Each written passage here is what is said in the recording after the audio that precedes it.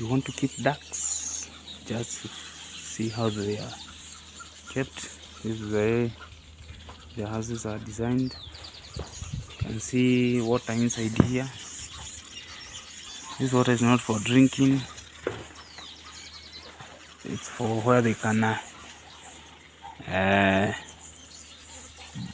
play around with water, where they can swim, that they can cool their bodies.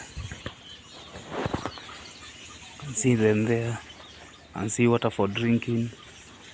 So this one is water for swimming. You can see their cages where they are kept, and see where they bask during the day. You can see them basking there. You can see where they are, where both which day they are kept, and see others here, they are separated according to the sizes. Yeah, man.